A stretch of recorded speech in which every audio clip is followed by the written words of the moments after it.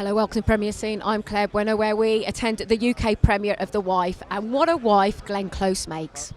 There's so much simmering under the surface, isn't there, with your character? That must have been a real joy to sort of get your teeth into. It was. I love scenes with no lines. You know, it forces you to think thoughts that can register, and I just think it's an act of imagination that's you know a big part of being an actress. Well, it is, because there's so much really of her inner life that you're having to work on, and that motivation, and then being able to contain this swell of emotion that really wants to burst out. Yeah, it's really, and you know, it's this fascinating relationship with people who have been married for a long time, and what are the compromises? How are they complicit, and how are they self-fulfilled, and how does it all work itself out? Yeah. There is a sacrifice for me is one of the themes throughout this film as well. Is that something that you felt as well when you read the script? Yes, I think she's gotten comfortable in holding his coat, but she's a person who is not by her nature somebody who would thrust herself out. So in a way, she's kind of in a place that she's okay with until it's not okay. I thought a little bit as well there were elements of codependency between the two. Absolutely, they're complicit. They are. Yeah. And working with Björn, he seems like somebody who is an actor's director. Very much so, because we had such trust in him to know that the camera was going to be in the right place to record what we were doing. It'd be that the right light will be in our eyes, and it will be at the right angle, because that's, I mean, and then to be so beautifully edited, it really keeps the audience emotionally engaged. It never lets you go emotionally. These characters are wonderfully layered and complex, aren't they? Perfect for an actor of yourself. Yeah, well, that was what I recognized in the script when I read it the first time. It was a great character both for me and for Glenn, and to play a man who's outwardly hugely successful, confident, a world-renowned novelist on his way to get the ultimate prize, the Nobel Prize. And you reveal during the course of the film both his flaws and his strengths, but mostly his flaws.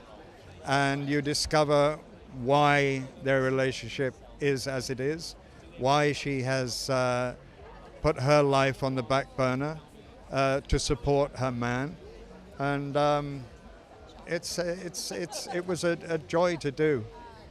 For me as well, picking up off from what you said there, the way the relationship is built becomes then this sort of codependency, which is obviously unhealthy for any relationship. Yeah. Was that something that as well that was interesting to explore? Yeah, of course it is. Any sort of relationship between a man and woman that's gone on for 45, 50 years is worth exploring, because they'll have had every bit of life's experience. And you know, there's the arguments that will be had about women's role in society. I and many people like me can't believe we're still having these conversations. When I started as an actor, one of the earliest things I did was Taming of the Shrew, and we were going into schools to try and educate kids about how women are treated in society, and things had to change, and we're still having that conversation now. And this is such an amazing script to be presented with, wasn't it? Yes, it's an absolutely incredible opportunity to put something brilliant out there about, you know, the role of the wife that's hidden behind all these wonderful, brilliant men over the years, and get her story out there. You know? It's definitely a story of that's Mike about women at a certain period of time, isn't it, really? I agree. Yeah, and you hope that if it was set nowadays, in 2018, the story would be very different, but maybe it wouldn't.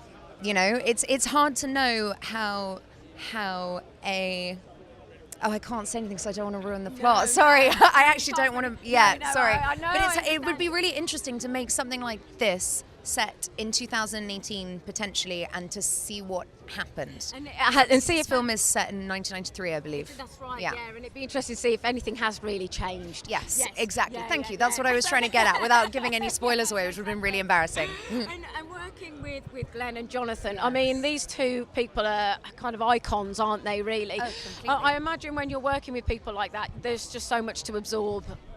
I mean, once you've got over crying hysterically because you've got the job, then yeah, you start to try and be cool and calm and collected and absorb the good stuff. But actually, do you know what? They're such old pros. Hi. Hello. They're such old pros and such sweethearts at making you feel welcome and talking to you and being warm. But I will never forget the day. I'll never forget the day we were doing a scene in the kitchen. And during one take, it wasn't in the script, but during the take, Glenn just pops her head on my shoulder, and my whole body went, oh my God, Glenn Close has her head on my shoulder. But you're in the scene, and the cameras are on you, so you have to be like, hi, so you have to be like, hello. So you have to be like, so calm, and just stay in the character and be like, it's just my mum. My mum always puts her head on my shoulder. My mum's Glenn Close. So I'm in the scene having a total freak out, being really cool, like this is normal. And then when they said cut, I was like, oh my God. So I just need a moment to recompose myself before we go again.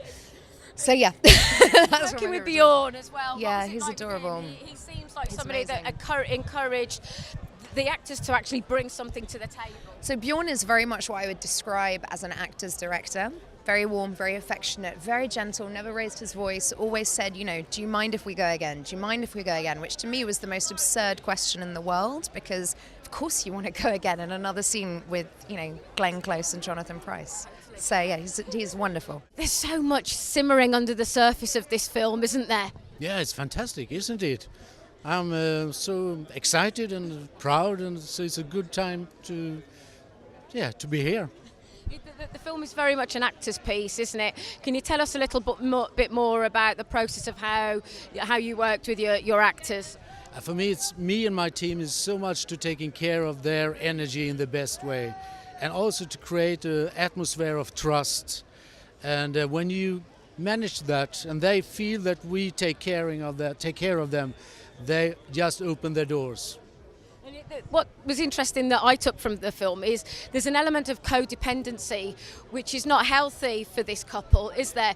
Was that something that you also wanted to explore? Yeah, it's always interesting with secrets, because it's about a dark secret. And for me it was very much about the key was the son, because he's the one that pays for something there about that secret, family secret. There's, as well with the actors, there's a lot being said but not necessarily verbalizing. You know, there's a lot of the inner life of an actor that that reveals. Was that very important that that there was a performance as opposed to just dialogue, if you see what I mean, from the actors? Yeah, because you know, when you read the script, it's very much in the first 30 pages is very much Joe Castleman that talks, had the lines. So you have to create something that have a focus on Glenn's character, June. So that's why we started working with close-ups on her in a way that she is the gravity in the scenes, and that's very important.